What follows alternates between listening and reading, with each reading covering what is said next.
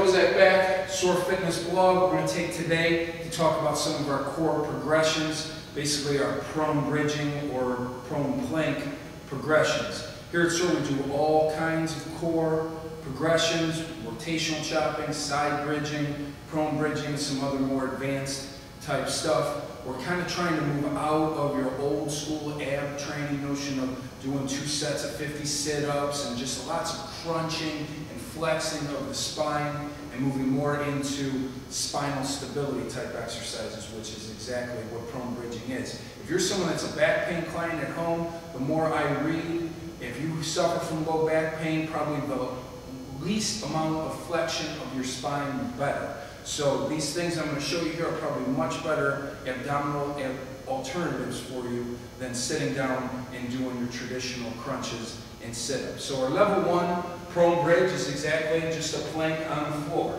We go toes on the floor, forearms on the ground. We want to make sure we're real stiff through the entire body, head in line.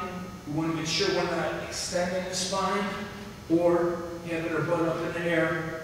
We want to be basically parallel to the floor. You know, my clients, the kids, when they're in the prone bridge, I let them come by and try and nudge them with my leg. And if they fall over, we know they're not in real stable position. So immediately they get back on it, they tighten up, then we got a very effective bridge. You want to increase the difficulty of the bridge a little bit. A couple different ways we can do it. We can go to a one-leg bridge. We can also elevate the feet onto a box. Take the body weight up in the air a little bit more.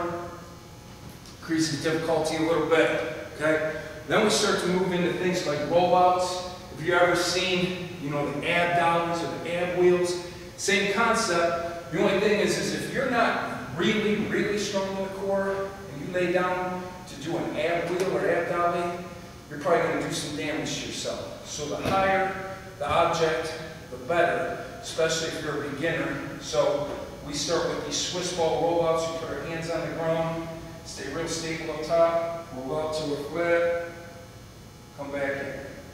Out to a flat, come back in. Same concept as the bridge, staying very stable all the way through the pillar, except we're going for reps instead of time. On the bridges, you know, we might be 20 to 30 or 40 seconds. On the ball, probably 10 to 20 reps. Now, one more thing. That's the rollout. Sometimes we may put the arms on the ball and do what's called the Swiss ball ABC. Adds a little instability to the exercise. And what I have the clients do is draw the alphabet into the floor while resisting movement from the torso. Just drawing it with the arms. You might go A to M one set, then N to Z, or stronger people will go all the way A to Z. So there's about 5 different alternatives for you that you can do at home with very minimal equipment, maybe just a box or a ball.